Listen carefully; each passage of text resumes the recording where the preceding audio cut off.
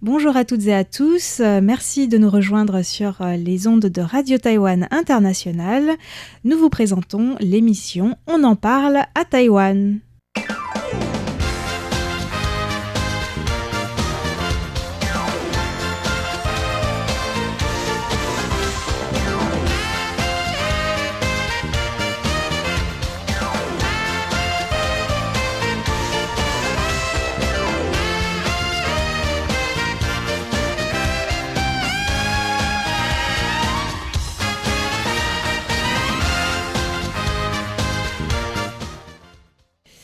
Bienvenue à toutes et à tous pour On en parle à Taïwan, qui vous sera présenté aujourd'hui par Floriane Dai, Valentin Floquet et Sasa. Alors aujourd'hui, nous avons encore une fois 3 sujets très intéressants et très différents les uns des autres. Je ne sais pas par qui on va commencer, peut-être présentant un petit peu de quoi on va parler. Oui, je peux vous parler un petit peu de mon sujet. J'essaie toujours de parler d'actualité et un petit peu d'actualité des nouveaux médias, c'est-à-dire YouTube, en ligne, etc. Et cette semaine, il y a une vidéo qui est sortie de Koos Dream. Je vous demanderai si vous connaissez ce YouTuber, qui est un YouTuber français. Et on pourra peut-être un peu parler de lui avant de parler de l'actualité de cette vidéo et de la spécificité de cette vidéo, qui tournera autour des 7-Eleven. Et toi, Floriane ?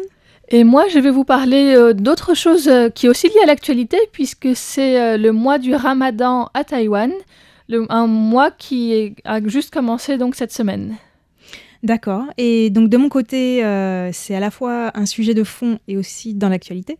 Je vais vous parler de la biodiversité, notamment des oiseaux à Taïwan, avec quelques petits articles que j'ai repérés à ce sujet et aussi des petites histoires, une petite histoire personnelle.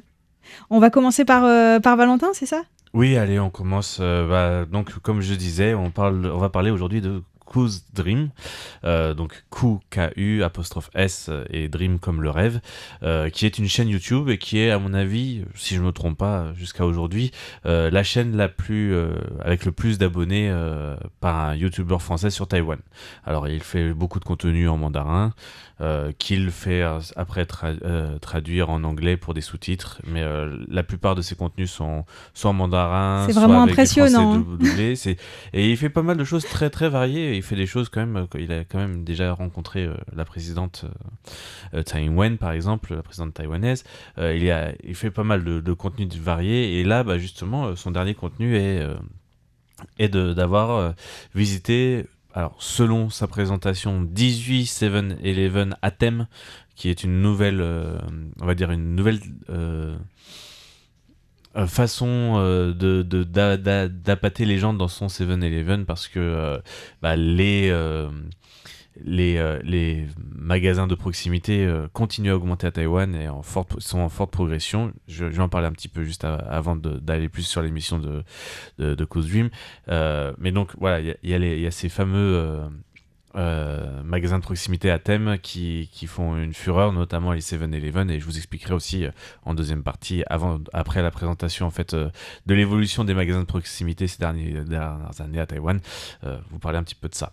Oui, ça tombe bien parce qu'en fait ce matin je suis tombée vraiment sur un magasin comme ça, donc je partagerai avec plaisir ce que j'en ai pensé. Moi, ça m'est pas encore arrivé d'en voir, donc je suis curieuse d'en entendre plus sur ces nouveaux magasins à thème. Voilà, donc pour vous donner une petite idée, est-ce que vous savez combien il y a de magasins de proximité à Taïwan ? Un par rue. Oui, un par rue, donc ça doit faire beaucoup. On pourrait dire ça, mais... je sais pas, je dirais 15 000. Oh. Je dirais plus. À vrai dire, en fait, il n'y a pas encore si longtemps, sur les derniers rapports commerciaux du ministère de l'économie, on disait 13 000. J'ai fait un petit état des lieux personnel avec les derniers rapports, notamment des entreprises elles-mêmes, et on est plutôt vers les 16 500. Mmh. On n'était pas si loin que ça. On aurait dû parier quelque chose. Du bien. chocolat. 16 500, mais c'est très récent, et c'est ça qui est incroyable, parce qu'il y a encore pas si longtemps, je crois que c'était en 2019 que la barre des 10 000 a été passée. Mmh. Donc voilà, il y a 3-4 ans, la barre des 10 000 a été passée, et là on est à 16 500, ça qui est pratiquement doublé. Et est-ce que c'est des magasins qui sont ouverts 24 heures sur 24 ? Alors pas tous. Parce que bon, souvent dans les lieux reculés, c'est pas forcément ouvert 24 heures sur 24, mais il y en a quand même une grande partie. Alors je pourrais pas dire le pourcentage de nombre de commerces qui sont ouverts 24 heures sur 24, mais une grande partie qui sont ouverts 24 heures sur 24. Une autre chose sur les datas, on va dire que donc sur ces 16 500, j'ai un petit découpage si vous voulez. Quels sont les plus nombreux à votre avis? Seven, le premier. Et vous diriez combien de commerces? 70%? 60%? Moi, je trouve qu'il y en a vraiment de plus en En plus, chiffres. alors qu'avant, il y avait aussi des Lawson, par exemple, qu'on voit plus du tout. Mm.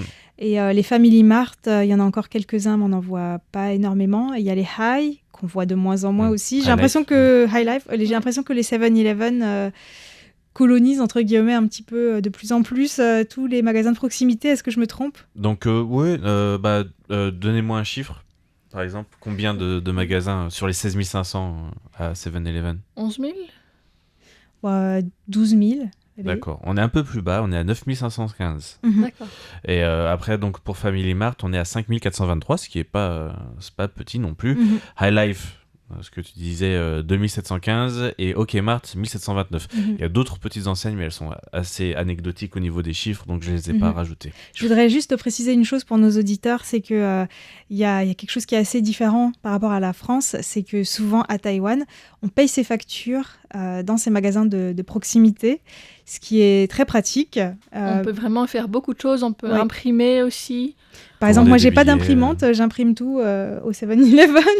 Voilà, c'est vraiment ce qu'on appelle un magasin. Alors, on appelle ça un magasin de proximité, mais le nom en anglais, c'est convenience store. Et c'est vraiment pour Pratique. dépanner tout. On Dépanneur, peut acheter des billets de au train, Canada. des billets Voilà, de c'est- spectacle. Il y a de Recharger tout, son hein. téléphone, Il y a, tirer de l'argent, aller aux toilettes. Enfin, il y a vraiment. Pas tous, mais il y en a beaucoup quand même qui font les toilettes, surtout dans les grands Seven qui sont plus en banlieue ou en campagne.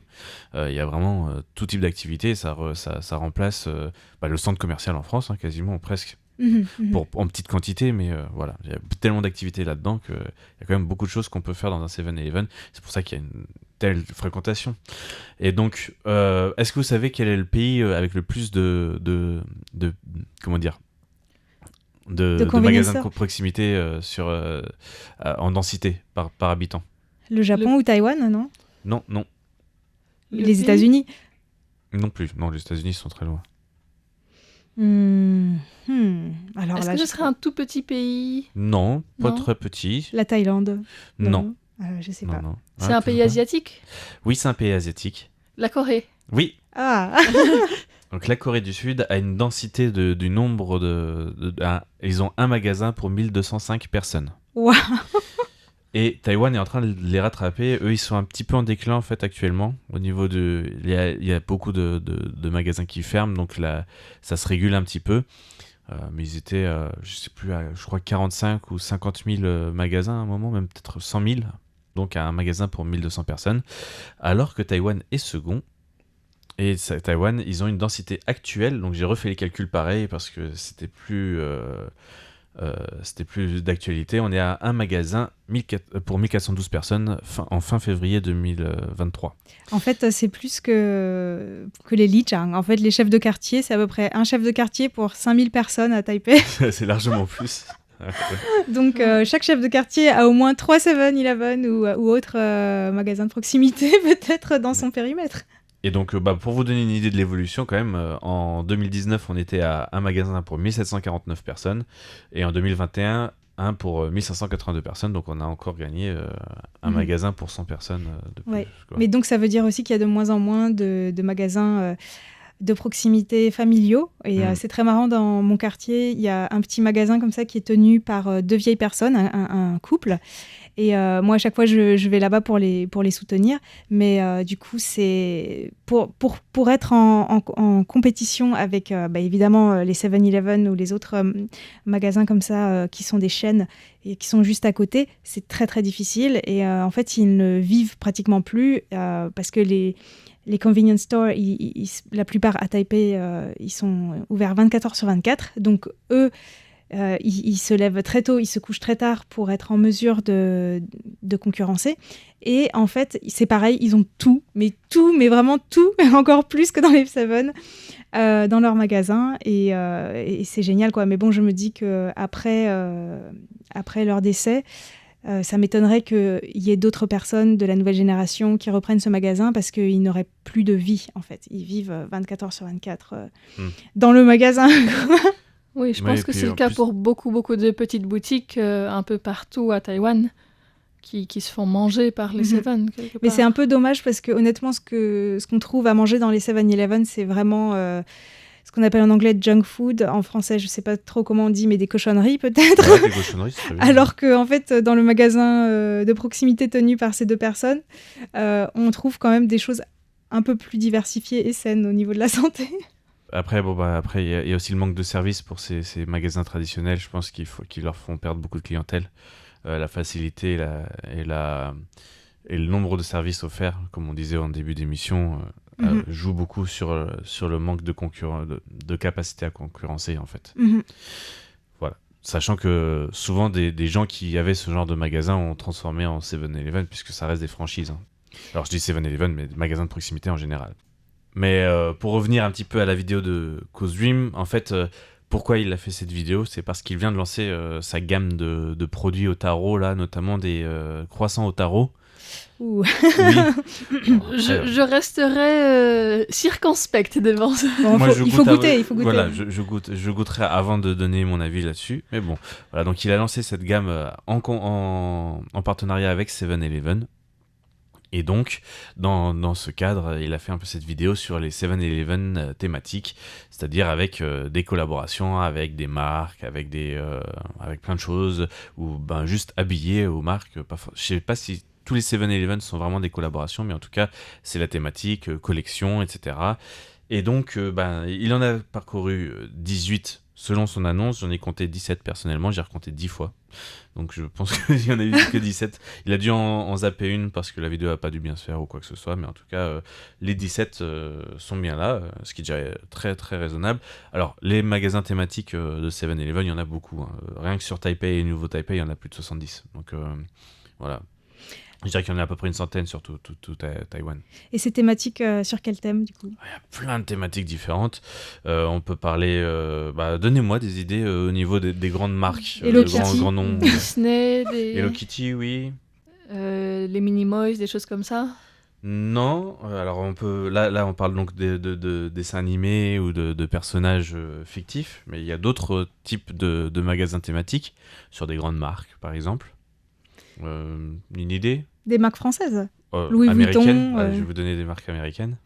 Voilà. Grande marque de produits américains. Nike, Apple. Oui, non. Aucun des deux. Alors, je vais vous donner Coca. Ah oui, d'accord.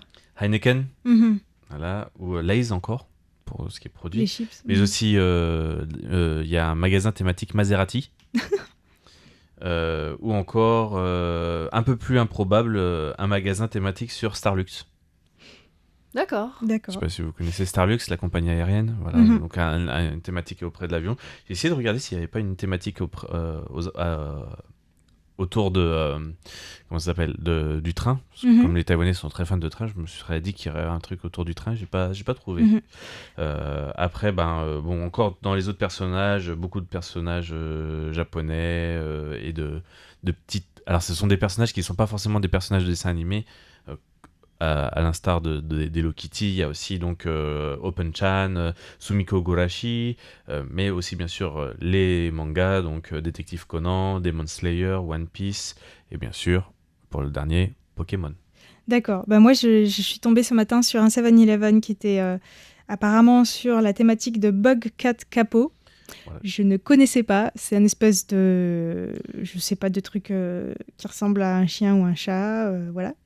Et c'était intéressant parce que j'avais rendez-vous avec quelqu'un et il m'a dit « Ah, je suis dans le 7 à côté ». Et j'ai pas vu de Seven à l'extérieur. En fait, d'habitude, on reconnaît ce magasin avec les 3 bandes de couleurs. Voilà, verte, blanche et orange. Et là, il y avait rien. Et donc, c'était un peu bizarre. Mais quand on rentre à l'intérieur, ça ressemble à la fois à un Seven.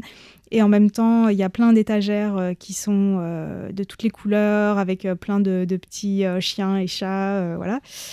Avec une énorme quantité de comment ça s'appelle, d'accessoires en fait, des sacs à dos, des stylos, enfin voilà, à cette effigie. Et j'en ai discuté avec la Taïwanaise avec qui j'avais rendez-vous et voilà, on s'est dit, c'est vraiment quand même beaucoup de production de plastique pour des choses qui ne servent à rien, et surtout ça va attirer fortement les enfants qui vont à tout prix vouloir leur sac à dos, leur stylo avec toutes ces effigies. En plus, c'est assez intéressant, les étagères sont organisées de manière assez basse pour que justement ce soit les enfants qui puissent avoir accès à tout ça. Et puis ce que j'ai remarqué aussi, c'est qu'il y avait carrément un restaurant 7-Eleven. Alors ça, c'est la première fois que j'ai vu ça, avec un comptoir. Alors que d'habitude au 7-Eleven, il y a juste des petites tables où on peut manger ce qu'on a acheté sur place. Mais c'était carrément un restaurant, quoi. Donc bon, je pense qu'à Taïwan, il en faut plus pour mettre en péril, entre guillemets, les restaurants de rue ou les restaurants familiaux. Mais bon, voilà, ils essayent d'ouvrir ce nouveau service, en fait. Voilà, parce que on peut peut-être finir là-dessus d'ailleurs, c'est que les 7-Eleven, les magasins de proximité ont quand même toujours à essayer de trouver des nouvelles façon de rendre de plus en plus de services et d'offrir des services à leur clientèle. Et par exemple, de plus en plus de 7-Eleven font des bars. D'accord, Voilà. ah oui. C'est avec de la bière à la pression. Il y en a beaucoup qui servent aussi déjà des cafés un peu partout, Voilà. presque. Voilà, la boissons, nouvelle, ce que je vois de plus en plus dans les nouveaux 7-Eleven, c'est les bars. D'accord. C'est vraiment avec une licence d'alcool pour les 7-Eleven. Alors après, je ne sais pas trop de quoi il en retourne. Voilà. Mais bon, voilà pour cette petite thématique. Et alors justement, les bars, eh bien, il y a des personnes qui n'y vont pas. Ce sont les musulmans, et en tout cas les musulmans pratiquants. Et c'est justement une bonne tradition puisque c'est le mois du Ramadan qui a commencé. Alors selon les calendriers, c'est mercredi ou jeudi. En fait, il commence lorsqu'on voit le premier croissant après la nouvelle lune.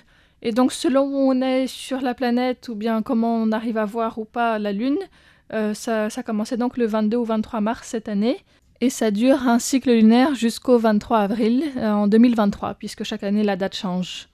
Le Ramadan, donc, c'est un mois de jeûne qui est un des 5 piliers de l'islam. Alors, est-ce que vous avez comme ça les 4 autres en tête ? Aucune idée perso. C'est ce que chaque musulman pratiquant doit faire dans sa vie, c'est ça ? C'est ça, ouais. Il n'y a pas aussi aller à la Mecque Il y a aller à la Mecque une fois dans sa vie. Il y a une deuxième ville dans laquelle il faut aller aussi, non ? Non. Non. Après, il y en a aussi des choses qu'on doit faire chaque jour. Les prières. Les prières, exactement. Quelque chose qu'on doit faire quand on a l'occasion, c'est l'aumône, donner l'aumône. Et le dernier, c'est la foi en un Dieu unique et en son prophète Mahomet. D'accord. Voilà. Et du coup, alors à Taipei, ou à Taïwan, pardon, comment ça se passe, le Ramadan ? À Taïwan, alors, donc le Ramadan, c'est le fait de faire un jeûne, donc de ne pas manger, ni boire, ni fumer de cigarettes, ni avoir de relations sexuelles à chaque fois pendant la journée, donc du lever du soleil au coucher du soleil, même un peu avant et un peu après, puisque normalement, la marque de distinction, c'est quand on arrive à faire la différence entre un fil noir et un fil blanc, si on prend 2 fils. Ah oui, voilà. C'est très donc précis. Ça commence très très tôt le matin, peut-être vers 4-5 heures, et jusqu'à peut-être à Taïwan, je dirais 6-7 heures le soir. Donc c'est assez large en fait, c'est plus que le fait de ne pas manger, et c'est aussi ne pas boire d'eau pendant la journée, en sachant que certaines personnes en sont exemptées. Qui, à votre avis, qui ne doit pas faire le jeûne ? Par exemple, les femmes enceintes ? Les femmes enceintes, effectivement. Les personnes âgées ? Les personnes âgées. Les enfants ? Les enfants. Et les personnes malades ? Les personnes malades. Il y a encore les femmes qui allaitent également. Et puis, quand elles ont leurs règles aussi, elles ne doivent pas le faire et elles peuvent récupérer les jours de règles plus tard. Et puis, il y a aussi les personnes qui ont un travail difficile, donc selon quelqu'un que je ne citerai pas, qui ont de l'usure au travail. Ces personnes-là peuvent aussi ne pas suivre le jeûne, puisque le but, c'est pas de se rendre malade ou de se mettre dans une situation très, très difficile. C'est vraiment de se rapprocher de Dieu et de réfléchir et d'avoir ce temps plus spirituel, disons. Donc, justement, c'est important cette exception, puisque à Taïwan, il y a une très grande population de travailleurs migrants qui viennent de pays à majorité musulmane, comme l'Indonésie, la Malaisie, mais aussi les Philippines, le Pakistan, etc. Est-ce que vous avez une idée à peu près de combien de musulmans il y a à Taïwan ? Je dirais 300 000. Ah, j'allais dire exactement la même chose. Eh ben, vous êtes en plein dedans. Alors, pour les migrants étrangers, donc les travailleurs migrants et les étudiants, et puis aussi entre 50 et 60 000 musulmans qui sont des résidents permanents, donc qui peuvent être soit immigrés de deuxième génération, ou voilà, depuis plus longtemps, soit aussi des Chinois de la minorité Hui, ou bien Ouïghours, ou bien des Kazakhs, des Ouzbeks qui sont venus il y a plus longtemps à Taïwan, et donc qui représentent environ 0,3% de la population taïwanaise. Et donc, il doit y avoir quand même quelques mosquées aussi en dehors de la grande mosquée de Ta An, dans le centre-ville de Taipei. J'imagine qu'il y en a un petit peu partout à Taïwan. Alors, effectivement, il y en a plusieurs. Il n'y en a pas tant que ça. Il y en a une dizaine en tout. Ah oui, oh là là, j'aurais pensé qu'il y en aurait beaucoup plus. Une centaine, aussi. Ouais. Eh ben non, il y en a très peu. Donc, il y en a une deuxième à Taipei qui est la mosquée culturelle de Taipei. Il y en a une à Hualien, deux à Kaohsiung, donc une dans Kaohsiung et une à Donggang, qui est un port au sud de Kaohsiung. Une à Tainan, une à Taichung et deux à Taoyuan, à Zhongli et Taoyuan. Donc voilà, on souhaite un très bon ramadan à toutes les personnes qui le suivent, que ce soit d'une manière ou d'une autre, puisque effectivement chacun après l'adapte à sa façon. Donc très bon ramadan pour tout le monde.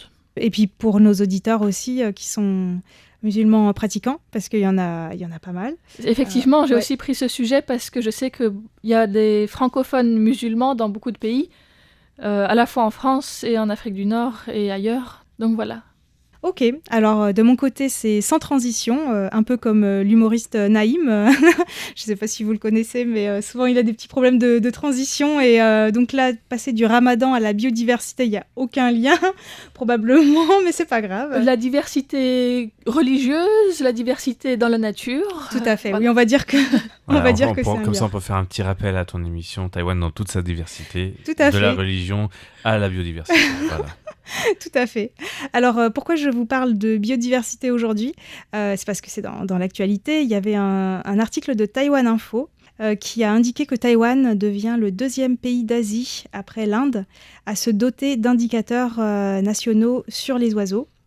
Donc, c'est un projet qui est mené en collaboration entre l'Université nationale de Taïwan, des associations et le ministère de l'Agriculture. Et je voulais aussi rappeler, parce que c'était dans l'actualité également, que les 6 et 7 mars dernier en France, en Normandie, il y a eu le premier symposium franco-taïwanais sur la biodiversité. Donc l'objectif, c'est d'échanger au niveau des chercheurs, mais aussi de réfléchir à comment davantage influencer les politiques publiques pour qu'elles prennent des mesures pour freiner le recul de la biodiversité. Et je pense qu'il y a encore beaucoup à faire de ce côté-là, parce que si on regarde quelles sont les causes principales du recul de la biodiversité, on peut vraiment se demander est-ce qu'on a pris le problème à la racine. Alors d'après vous, quelles sont les principales causes du recul de la biodiversité, parce qu'on est quand même dans la 6e grande extinction de masse des espèces. L'activité humaine. Oui, mais soyons un peu plus concrets quand même. Les activités humaines, lesquelles par exemple ? La baisse du lieu d'habitat. Oui, c'est ça. La réduction des habitats pour les différents animaux et puis pour les plantes, évidemment. Le réchauffement climatique. Oui, tout à fait. Mais c'est quand même l'artificialisation des sols, le fait qu'on mette du béton partout ou le fait qu'on coupe la forêt pour faire des champs, par exemple, ou qu'on remplisse des endroits qui étaient plutôt des zones humides. C'est ça, apparemment, la première cause du recul de la biodiversité. Et c'est vrai qu'il y a aussi le changement climatique et les pollutions, que ce soit chimiques ou lumineuses. En tout cas, voilà, si on veut lutter contre le recul de la biodiversité, c'est à ces problèmes-là qu'il faut s'attaquer. Et donc, toujours dans l'actualité, je voulais aussi vous signaler un article en anglais du magazine Commonwealth, qui est aussi disponible en ligne, qui parle notamment de ce qu'on appelle en anglais bird watching, l'observation des oiseaux, en disant que c'est quelque chose qu'on peut faire à Taïwan dans la nature, mais aussi à Taipei. Il y a des super parcs.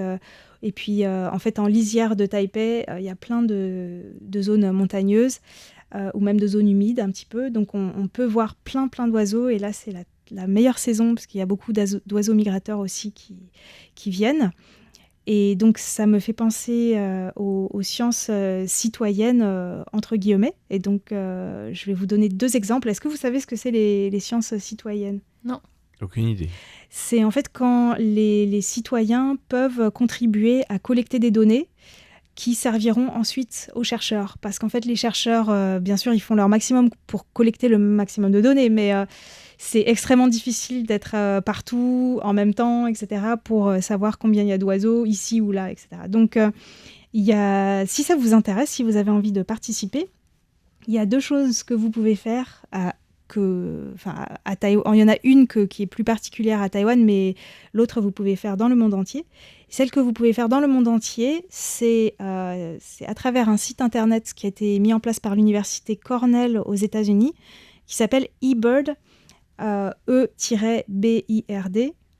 Et donc, c'est un site déjà d'information où vous pouvez savoir à tel endroit quels sont les oiseaux qui vivent à tel endroit. Par exemple, vous pouvez rentrer Taipei et vous allez voir tous les oiseaux qui sont recensés à Taipei. Mais ces oiseaux-là, ils ont été recensés et photographiés, non pas forcément par des chercheurs, mais par tout un chacun. Donc, si vous voyez un oiseau à un tel endroit, vous pouvez prendre en photo, enregistrer votre photo sur ce site. Donc ensuite, en fonction de la photo, il va vous dire c'est tel ou tel oiseau, grâce à l'intelligence artificielle. Parfois, il faut un peu choisir parce que c'est pas sûr. Il y a d'autres personnes qui vont venir valider en fait votre photo, des gens qui connaissent un petit peu mieux.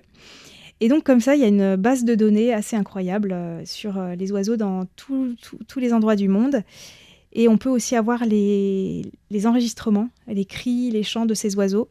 Et c'est super intéressant, ça me fait penser que dans justement une émission de Taïwan dans toute sa diversité, j'avais interviewé une personne, une chercheuse à ce sujet. Et on avait vu que voilà, les oiseaux ont même des dialectes, en fait, que par exemple la même espèce d'oiseau au nord de Taïwan et au sud de Taïwan, elle ne va pas faire exactement le même cri. C'est vraiment passionnant, parce que justement, comme j'habite en lisière de forêt à Taipei, c'est très très riche au niveau de la biodiversité. On a à la fois les oiseaux de la ville et de la forêt. Et donc, je voulais apprendre à les repérer par leurs cris et leurs chants. Et donc, j'ai consulté ce site eBird et c'était pas si facile que ça. Parce qu'en fait, ceux de Taipei n'ont pas forcément le même cri que ceux de Malaisie ou autre. Enfin bon, bref, c'est assez compliqué. Et donc, l'autre activité de sciences citoyennes qu'on peut faire à Taïwan, c'est le recensement des oiseaux au bord de la rivière Danshui, qui est organisé tous les ans par Society of Wilderness. Et donc, pour finir, je vous avais dit que je vous parlerai d'une histoire un peu personnelle. C'est juste pour vous dire qu'il y a une tourterelle qui a élu domicile sur ma fenêtre pour faire son nid avec son ami. Il y avait aussi pas mal de plastique, en fait, parmi les brindilles de ce nid, donc ça reflète quand même notre société aujourd'hui.